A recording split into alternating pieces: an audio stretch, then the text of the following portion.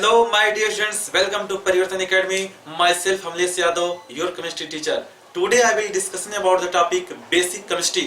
तो स्टूडेंट्स, मैं आपको बता दूं कि आपके लिए हम क्या लेकर आए हैं, यानी कि बेसिक रसायन, यानी कि सामान्य रसायन की हम लोग डिस्कशन करेंगे। आज से एक एक सीरीज चलेगी, जिसका नाम है, इस बैचेस का नाम है क्या चीज, कि आओ चले सीखें बेसिक केमिस्ट्री। और इस बैच का नाम है क्या चीज, 0 to हीरो बैचेज। यानी इस बैच में हम लोग क्या करेंगे, 0 यानी शून्य से चलेंगे हम लोग इनफिनाइट अनंत की ओर, यानी हीरो की ओर चलेंगे। चलिएगा, तो इस टॉपिक में हम लोग कवर क्या करने वाले हैं, यानी कि पीरियोडिक टेबल से संबंधित जितने भी डिफिनेशन है, जितने भी क्वेश्चन है, सबको करेंगे हम लोग। इसमें यह जो हमारा वीडियो है, इसमें क्लास 6, 7, 8, 9, 10 और 11 और इसके बाद 12 के स्टूडेंट के साथ साथ अदर कॉम्पिटिटिव एग्जामिनेशन वाले भी स्टूडेंट्स इस वीडियो को देख सकते हैं और अपनी केमिस्ट्री यानी साइंस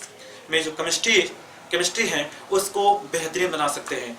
तो इसमें हम जिक्र कर लेंगे किस किस टॉपिक के बारे में जिक्र करना है। इसमें हम लोग डिफिनेशन पढ़ेंगे साइंस के बारे में, और साइंस के साथ इसमें हम देखेंगे क्या चीज, किस साइंस को कितने भाग में डिवाइड कर दिया गया। फिर इसके बाद केमिस्ट्री के बारे में, केमिस्ट्री का हिस्ट्री पढ़ेंगे। इसके बाद साथ साथ हम लोग पीरियोडिक टेबल से रिलेटेड जितने भी फैक्ट हैं सबको बताया जाएगा कि इस पीरियोडिक टेबल में हम लोग बात करेंगे क्या चीज, कि इस पीरियोडिक टेबल, ये जो हमारा पीरियोडिक टेबल है, इसमें कुल कितने ब्लॉक हैं, कुल कितने ब्लॉक हैं। फिर इसके बाद कितने इसमें धातु हैं, कितने अधातु हैं, कितने उप धातु हैं, कितने ब्लॉक, कितने आवर्त, कितने वर्ग हैं, इसमें कौन से एलिमेंट अपने बाहरी कोश में कितना इलेक्ट्रॉन रखता है। इसके बाद इलेक्ट्रॉनिक विन्यास के बारे में आपको बताएंगे, विद्युत ऋणात्मकता के बारे में, ऑक्सीकरण के बारे में, रिडक्शन के बारे में, अपचयन के बारे में, इलेक्ट्रोनेगेटिविटी, और इसमें धात्विक अधात्विक, इसमें कितने प्राकृतिक तत्व हैं, कितने आर्टिफिशियल मेड बाय मैन के द्वारा बनाए गए हैं, कितने धातु, कितने अधातु, इसके बाद इनका संकेत क्या है, इन सभी चीजों के बारे में बताएंगे। एल्कली यानी धातु कौन से हैं, alkali earth metal, alkali metal यानी क्षारीय धातु, इसके बाद एल्कली अर्थ मेटल, क्षारीय मृदा धातु की बात करेंगे। फिर इसके बाद ट्रांजिशन यानी संक्रमण तत्व, बीच वाले डिब्लॉक के संक्रमण तत्व, फिर boron families, carbon family, nitrogen family, oxygen और हैलोजन फैमिलीज। इसके बाद शून्य समूह के तत्वों के बारे में, कौन कौन से तत्व कितने मात्रा में उपस्थित हैं, अधिक से अधिक एलिमेंट्स कहाँ पाए जाते हैं, इन सभी के बारे में, कौन से एलिमेंट का कब डिस्कवरी किया गया है, इससे रिलेटेड, और साथ में इसके पीरियोडिक टेबल की हिस्ट्री भी पढ़ेंगे। पीरियोडिक टेबल का मतलब कि हमारे आसपास जितने भी तत्व थे, जितने भी हमारे पास उसमें प्राचीन समय में जितने भी तत्व खोजे गए थे शुरू में, तो उसमें क्या हुआ कि उस तत्वों का वर्गीकरण करना था। यानी कि जब शुरू में कम हमारे पास तत्व थे तो उसमें हम लोग आसानी से उसका अध्ययन कर पाते थे, लेकिन जैसे जैसे समय बढ़ता गया, बीतता गया, तत्वों की संख्या बढ़ती गई, लोगों के पास समस्या आने लगा कि इस तत्वों का अध्ययन करना हमारे लिए मुश्किल हो रहा है, कैसे हम लोग इसको याद रख पाए।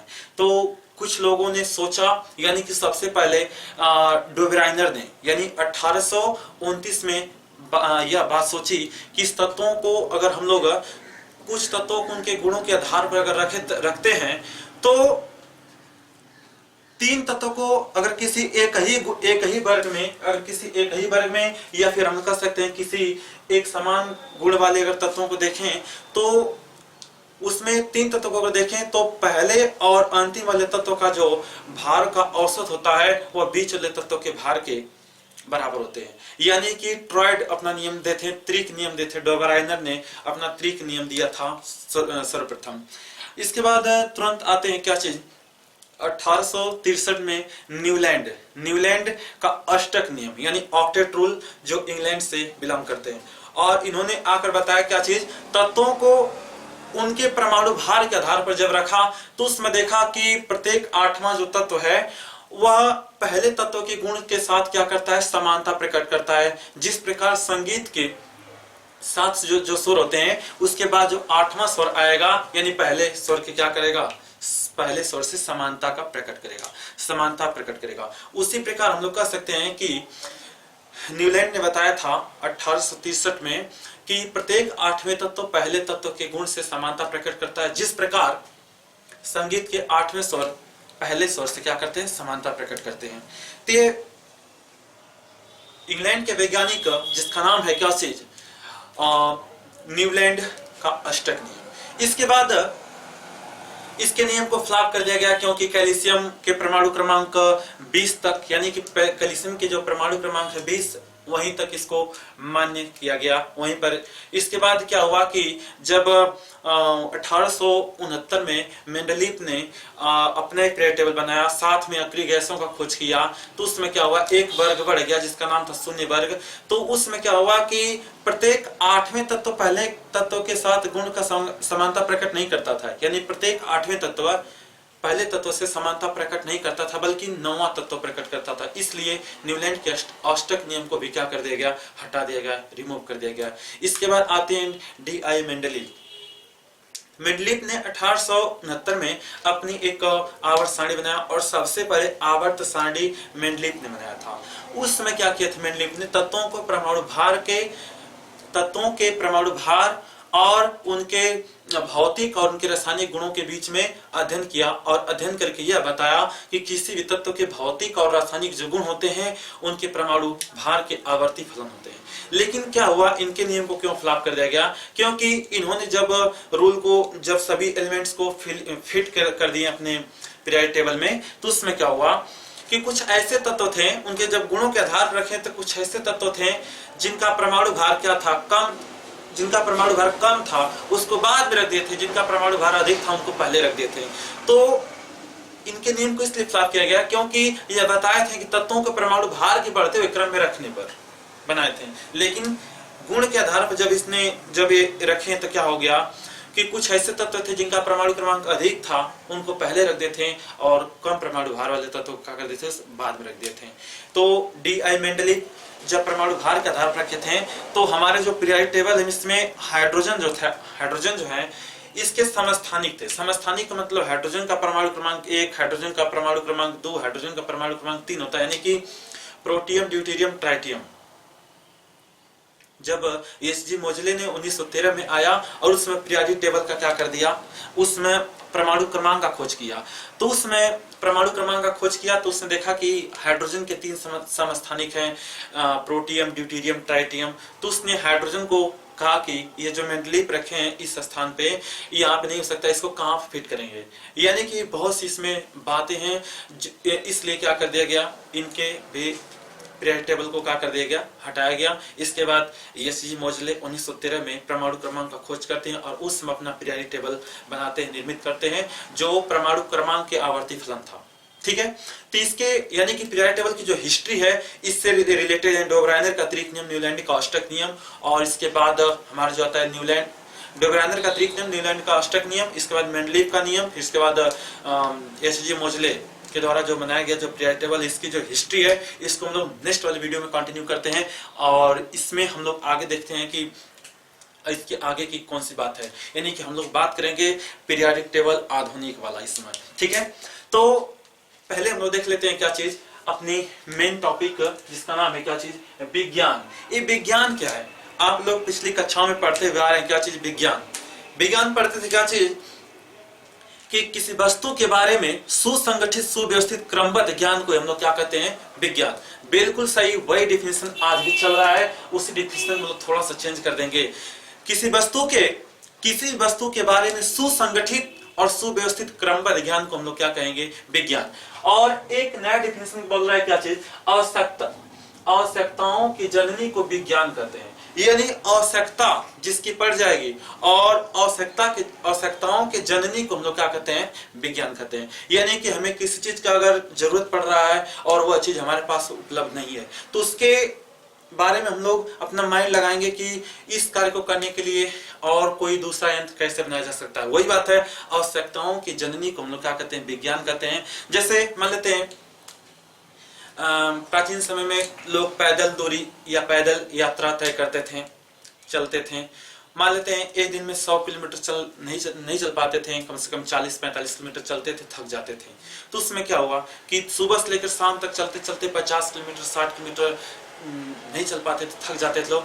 फिर उसके बाद उनके माइंड में कोई विचार आया होगा और उन्होंने साइकिल का खोज किया, और जब साइकिल का खोज किया तो एक दिन में आसानी से 50 किलोमीटर साइकिल चलाकर थक जाते थे। उन्होंने 100 किलोमीटर दूरी नहीं तय कर पाए। इसके बाद क्या हुआ कि इसके बाद गाड़ी का खोज किए हम लोग। फिर इसके बाद गाड़ी का खोज किए तो 100 किलोमीटर 200 किलोमीटर दूरी जाकर थक जाते हैं। फिर इसके बाद फोर व्हीलर का, फिर इसके बाद ट्रेन का, वायुयान का, इसी प्रकार से। यानी कोई बात है जिस चीज की हमें आवश्यकता पड़ी, यानी कि जैसे जैसे हमें जिस नए नए उपकरणों की आवश्यकता पड़ी वैसे वैसे हम लोग उसका खोज किए, उसी को हम लोग क्या करते हैं, विज्ञान कहते हैं। ठीक है, तो वही बात है कि किस चीज की आपको आवश्यकता है, आवश्यकता है विज्ञान की जननी है। किसी चीज के बारे में हम जो खोज कर लेते हैं, उसके बारे में जो हम लोग जानकारियां हासिल करते हैं, और किस तरीके से सुव्यवस्थित, क्रमबद्ध, सुव्यवस्थित एवं सुसंगठित क्रमबद्ध ज्ञान को हम लोग क्या कहते हैं, विज्ञान कहते हैं। तो दूसरी बात है क्या चीज, किसी भी विषय के बारे में क्रमबद्ध ज्ञान प्राप्त करना है विज्ञान कहलाता है। वास्तव में यही बात है, किसी भी वस्तु के बारे में, किसी भी चीज के बारे में हम लोग क्रमबद्ध अगर ज्ञान प्राप्त कर लेते हैं, क्रमबद्ध ज्ञान प्राप्त कर लेते हैं, तो उसी क्रमबद्ध ज्ञान को हम लोग क्या कहते हैं, विज्ञान कहते हैं। और एक और डिफिनेशन देख लेते हैं, किसी वस्तु के बारे में सुसंगठित, सुव्यवस्थित, क्रमबद्ध ज्ञान को हम लोग विज्ञान कहते हैं। तो यह डिफिनेशन पहले आपको बताए हैं। इसके बाद प्रकृति में उपस्थित विभिन्न वस्तुओं के क्रमबद्ध ज्ञान, यानी कि प्रकृति में उपस्थित विभिन्न वस्तुओं के बारे में क्रमबद्ध ज्ञान प्राप्त करना, ये क्या कहलाता है, विज्ञान कहलाता है। तो इस सुपर डुपर डिफिनेशन जो आप पहले से पढ़ते हुए आ रहे हैं उसमें थोड़ा सा चेंजेस हुआ है, तो क्या हो गया, विज्ञान की डिफिनेशन। तो आइए देख लेते हैं विज्ञान की कितनी शाखाएं हैं। तो विज्ञान की प्रमुख, मुख्य रूप से यानी कि प्रमुख 3 शाखाएं होती है। वैसे तो बहुत शाखाएं हैं, कम से कम 30 प्लस या 30 प्लस मैक्सिमम शाखाएं होंगे। खगोल विज्ञान है, तो जैव विज्ञान है, तो भौतिक विज्ञान, रसायन विज्ञान, जीव विज्ञान, वनस्पति विज्ञान, बहुत से विज्ञान है, शल्य चिकित्सा विज्ञान, बहुत से विज्ञान, यानी 30 प्लस से भी अधिक विज्ञान है। ठीक है, लेकिन प्रमुख रूप से हम लोग पढ़ते हैं क्या चीज, 3। कौन कौन, भौतिक विज्ञान, रसायन विज्ञान और जीव विज्ञान। एक बात है क्या चीज की, भौतिक विज्ञान और रसायन विज्ञान ये जो है ये निर्जीव चीजों के बारे में अध्ययन करवाता है। ठीक है, निर्जीव चीजों के, निर्जीव वस्तुओं के बारे में, निर्जीव पदार्थों के बारे में क्या करता है, हमें अध्ययन कराता है, भौतिक और रसायन। लेकिन जो जीव विज्ञान होता है इसमें जीव जंतु वनस्पतियों के बारे में हम लोग क्या करते हैं, अध्ययन करते हैं। छोटी सी बात है कि जो हमारा भौतिक विज्ञान है इसमें ऊर्जा के विभिन्न स्वरूप, ऊर्जा के विभिन्न स्वरूप मतलब कि ऊर्जा के विभिन्न रूप के बारे में, और ऊर्जा के बीच अन्योन्य क्रियाओं का हम लोग क्या करते हैं, अध्ययन करते हैं। यांत्रिक ऊर्जा को विद्युत ऊर्जा में, विद्युत ऊर्जा को यांत्रिक ऊर्जा में, प्रकाश ऊर्जा को विद्युत ऊर्जा में, यानी कि बहुत से हम लोग इसमें ऊर्जाओं के अन्योन्य क्रियाओं के बारे में क्या करते हैं, अध्ययन करते हैं। इसके बाद आता है क्या चीज, हमारा रसायन विज्ञान। इसमें क्या करते हैं, रसायन विज्ञान के अंदर हम लोग क्या पढ़ते हैं, रसायन विज्ञान वह विज्ञान है जिसमें हम लोग रासायनिक पदार्थों के बारे में अध्ययन करते हैं कि सोडियम क्या होता है, उसके गुण क्या है, उसके बॉइलिंग पॉइंट्स क्या है, उसके मेल्टिंग पॉइंट क्या है। यानी जो हमारा पीरियोडिक टेबल है, इस पीरियोडिक टेबल में विभिन्न प्रकार के जो एलिमेंट्स हैं, टोटल इस पीरियोडिक टेबल में 118 एलिमेंट्स है, यानी 118 एलिमेंट उपस्थित हैं। और इसमें जो 94 है वह नेचुरल है, और इसके बाद जो 24 है वह आर्टिफिशियल है। ठीक है, मेड बाय मैन के द्वारा। तो इसमें सभी पदार्थों का क्या करते हैं, अध्ययन करते हैं हम लोग। ठीक है, रसायन विज्ञान, विभिन्न प्रकार के रासायनिक पदार्थों का अध्ययन किया जाता है, रसायन विज्ञान कहलाता है। जीव विज्ञान क्या करता है, जीव विज्ञान में 2 चीज आते हैं, बॉटनी और जूलॉजी। जीव जंतु और वनस्पतियों के बारे में हम लोग क्या करते हैं, अध्ययन करते हैं। चलेगा, इसमें जीव जंतु एवं वनस्पतियों का अध्ययन किया जाता है, जीव विज्ञान कहलाता है। और हमको फोकस करना है क्या चीज, अपने जो हमारा क्लास है, जो हमारा सेशन, जो हमारा बैच है, 0 to हीरो बैचेस किसके लिए बनाया गया है, यह बनाया गया क्या चीज, बेसिक केमिस्ट्री के लिए। इसमें आपको एक नए वीडियोस में आपको बेसिक केमिस्ट्री के बारे में बताया जाएगा। चलिएगा आगे चलते हैं, थोड़ा देख लेते हैं रसायन विज्ञान यानी केमिस्ट्री किसे कहते हैं। ठीक है ना, तो रसायन विज्ञान किसे कहते हैं, एक बार आप लोग शॉर्ट स्क्रीनशॉट भी ले सकते हैं। चलिएगा, शॉर्ट ले सकते हैं। चलिए, रसायन विज्ञान किसे कहते हैं, ये रसायन विज्ञान। तो रसायन विज्ञान की वह शाखा है, रसायन विज्ञान यानी केमिस्ट्री विज्ञान की वह शाखा है जिसके अंतर्गत, रसायन विज्ञान की वह शाखा जिसके अंतर्गत किसी पदार्थ के गुण, संगठन, संरचना एवं उसमें होने वाले रासायनिक अभिक्रियाओं का अध्ययन किया जाता है, वह रसायन विज्ञान कहलाता है। और फिर सुनिएगा माय डियर फ्रेंड्स, रसायन विज्ञान की एक शाखा है जिसके अंतर्गत, यानी कि एक ऐसा विज्ञान है जिसके अंदर हम लोग क्या पढ़ेंगे, उसके अंदर हम लोग को किस चीज का अध्ययन करना है, तो वही करा है कि रसायन विज्ञान विज्ञान की एक शाखा है जिसके अंतर्गत किसी पदार्थ के गुण के बारे में, संगठन के बारे में, संगठन के बारे में, और किसी पदार्थ के गुण, संगठन, संरचना एवं उसमें होने वाले रासायनिक अभिक्रियाओं का अध्ययन किया जाता है। वह क्या कहलाता है? रसायन विज्ञान।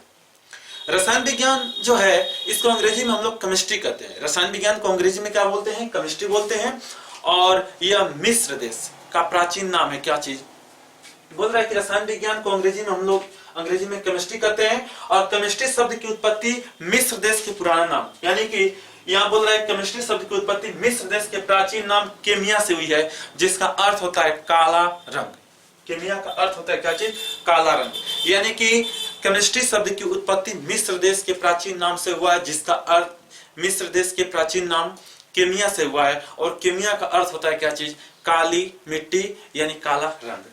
इसके बाद हम लोग आगे देख लेते हैं, रसायन विज्ञान में एक साइंटिस्ट है जिनका नाम है रॉबर्ट बायल। रॉबर्ट बायल का भी बहुत योगदान है, ठीक है ना। रॉबर्ट बायल ने रसायन विज्ञान में एक पृथक शाखा के रूप में स्थापित किया, ठीक ना। रॉबर्ट बायल ने रसायन विज्ञान को पृथक शाखा के रूप में स्थापित किया गया, अर्थात हम कह सकते हैं रॉबर्ट बायल का भी केमिस्ट्री के अंदर योगदान है। आगे देखते हैं माय डियर फ्रेंड्स, बर्जिलियस की क्या बात है। बर्जिलियस एक साइंटिस्ट है। बर्जिलियस ने भी महत्वपूर्ण खोज एवं सिद्धांत रसायन विज्ञान के अंतर्गत दिए हैं, और इन्हें हम लोग क्या कहते हैं? Grand father of the chemistry, यानी कि grand father of the chemistry, यानी दादा कहेंगे, यानी उसमें पहले पिता थे। यहाँ पे बोल रहा है क्या चीज? बर्जिलियस ने महत्वपूर्ण खोज एवं सिद्धांत के विकास में अपना योगदान दिया, जिस कारण इसे रसायन विज्ञान का पितामह कहते हैं, यानी कि इसे grand father of the chemistry के नाम से जानते हैं, ठीक है। तो याद रखिएगा कि अगर कहीं क्वेश्चन पूछा जाता है कि रसायन विज्ञान के पितामह कौन, तो रसायन विज्ञान के पितामह हो जाएंगे क्या चीज? Grand father of the chemistry, यानी बर्जिलियस। कौन से हो जाएंगे? बर्जिलियस हो जाएंगे। और अगर फादर ऑफ द केमिस्ट्री यानी कि मॉडर्न, यहाँ पर अगर बात करता है क्या चीज कि father of the modern chemistry, modern chemistry के पिता कौन से? आधुनिक रसायन विज्ञान के, तो इसके कौन? लेवोसिए। रसायन विज्ञान में अपना अधिक से अधिक योगदान दिए हैं लेवोसिए, इसलिए इन्हें हम लोग क्या कहते हैं? Modern father of the chemistry. Modern father, आधुनिक, इन्हें हम लोग क्या कहेंगे? Father of the modern chemistry, यानी father of the modern chemistry. पिता है किसके? आधुनिक रसायन विज्ञान के। तो याद रखिएगा, रॉबर्ट बायल ने केवल केमिस्ट्री में अपना सिद्धांत और कुछ परिभाषा प्रस्तुत किए, और इसके बाद आते हैं बर्जिलियस ने रसायन विज्ञान के बारे में अपना विभिन्न रूल, नियम और सिद्धांत प्रस्तुत किए हैं। इसे हम लोग क्या कहते हैं? Grand father of the chemistry. मतलब कि रसायन विज्ञान के जो पितामह है वो कौन है? बर्जिलियस है। लेकिन आधुनिक रसायन विज्ञान के अगर कोई जनक के बारे में आपसे पूछता है तो उसमें हम लोग कहेंगे कौन? लेवोसिए। कौन से? लेवोसिए। इसके बाद हम आपको बता दें कि जो हमारा टॉपिक था विज्ञान हो गया, फिर विज्ञान को 3 भागों में, भौतिक, रसायन, जीव विज्ञान, मुख्य रूप से विज्ञान को 3 भागों में। फिर इसके बाद रसायन विज्ञान के बारे में हम लोग डिस्कशन कर रहे हैं, ठीक है। रसायन विज्ञान के बारे में हम लोग जाना। फिर इसके बाद रसायन विज्ञान जो होता है उसको क्या किया गया है? 3 भागों में बांट दिया गया है। वैसे बहुत है इनके भी पार्ट, इनके शाखाओं के उप शाखाएं, विज्ञान के शाखाएं और इन शाखाओं के उप शाखाएं, यानी कि रसायन विज्ञान के भी कई उप शाखाएं। कौन कौन से? अकार्बनिक रसायन, कार्बनिक रसायन। इसका स्क्रीनशॉट ले सकते हैं स्टूडेंट्स। इसके बाद हम लोग आगे चलें। रसायन विज्ञान के उप शाखाएं या कह सकते हैं रसायन विज्ञान के प्रकार, चलेगा।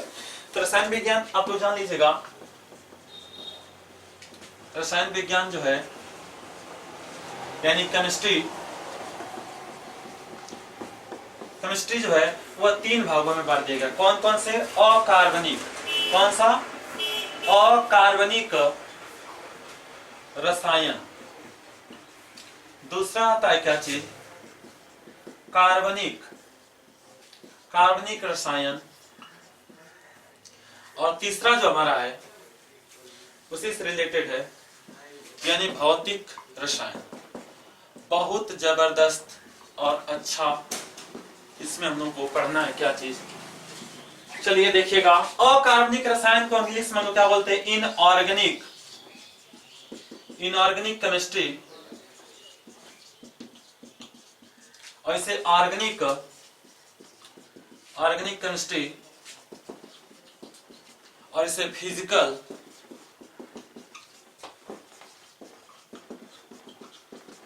केमिस्ट्री बोलेंगे। चलिए इसके बारे में थोड़ा थोड़ा हम लोग नॉलेज हासिल प्राप्त करें। चलिएगा, अकार्बनिक रसायन ऐसे रसायन जिसमें हम लोग क्या करेंगे, अकार्बनिक पदार्थ का अध्ययन करेंगे। अकार्बनिक पदार्थ कौन कौन से हैं, तो उसमें आ जाएगा कौन चीज, hydrogen, sodium, beryllium, manganese, nitrogen, oxygen, ये सब क्या है, अकार्बनिक है। यानी कि हम कह सकते हैं उसमें अकार्बनिक रसायन में क्या होता है, ऐसे अधिक से अधिक यौगिक जिसमें कार्बन उपस्थित न हो।